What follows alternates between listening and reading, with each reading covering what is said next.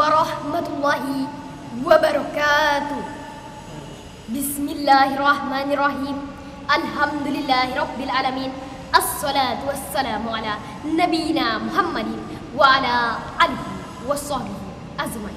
Amma ba'd. Pemirsa yang dirahmati Allah di mana saja Anda berada.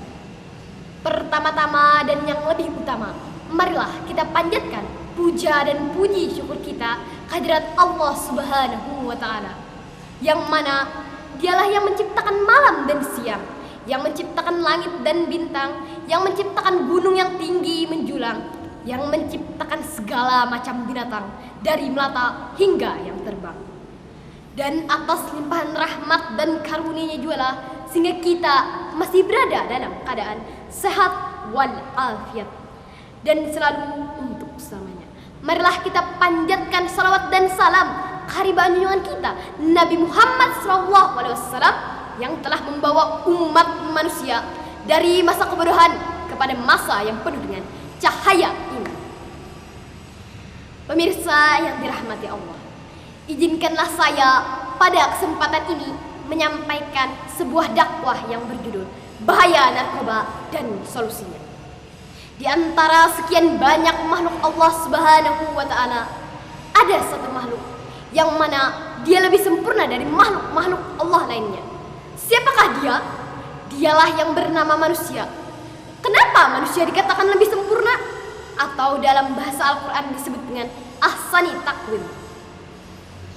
Karena manusia diberikan satu kelebihan lain dari makhluk-makhluk Allah lainnya, yaitu akal pikiran. Dan dengan akal pikiran ini, manusia dapat membedakan yang mana yang hak dan yang mana yang batil, yang mana yang baik dan yang mana yang buruk. Namun, sayang 1000 kali sayang, banyak manusia yang tidak mensyukuri nikmat Allah berupa akal pikiran ini. Kita lihat sekarang ini, berapa banyak generasi muda yang teler, sakau, akal pikirannya rusak karena menggunakan narkoba.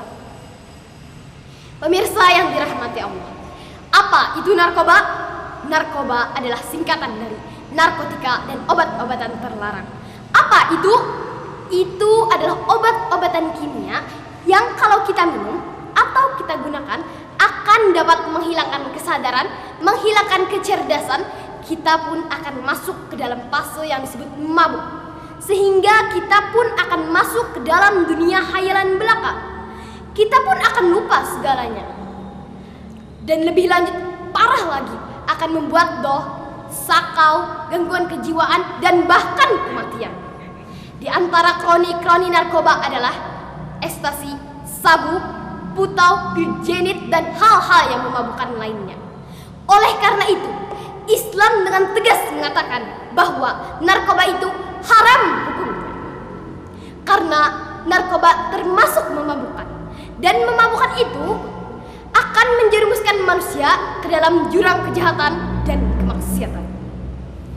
Allah Subhanahu wa Ta'ala berfirman, A'udzu billahi minasy syaithanir rajim. Bismillahirrahmanirrahim.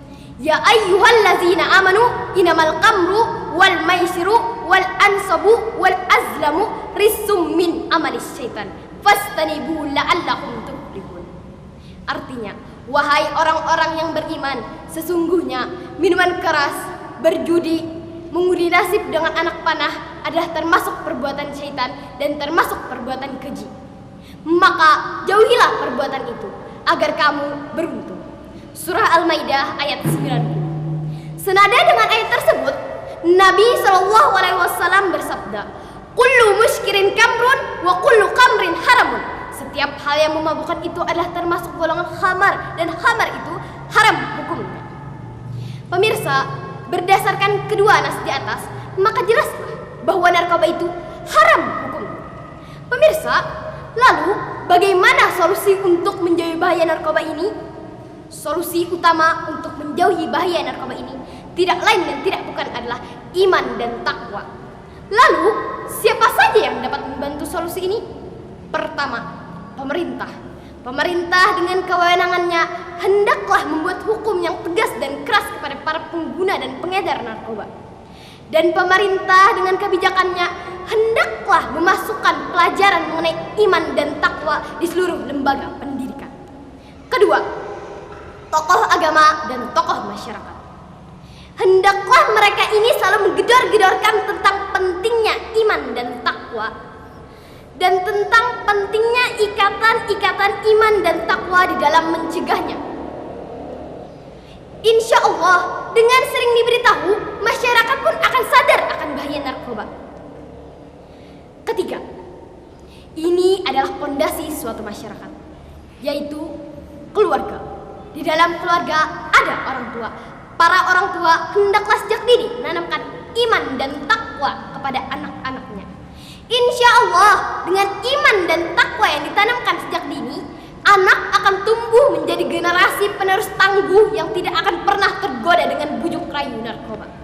Pemirsa, kiranya inilah yang dapat saya sampaikan. Mohon maaf atas segala kesalahan. Jumpa lagi di lain kesempatan. Saya tutup dengan sebuah pantun. Buah mangga ribu dirapun, gugur sebiji di atas atap. Dengan yang tua ulun minta ampun, dengan yang muda ulun minta maaf. Billahi taufiq wal hidayah. Assalamualaikum warahmatullahi wabarakatuh.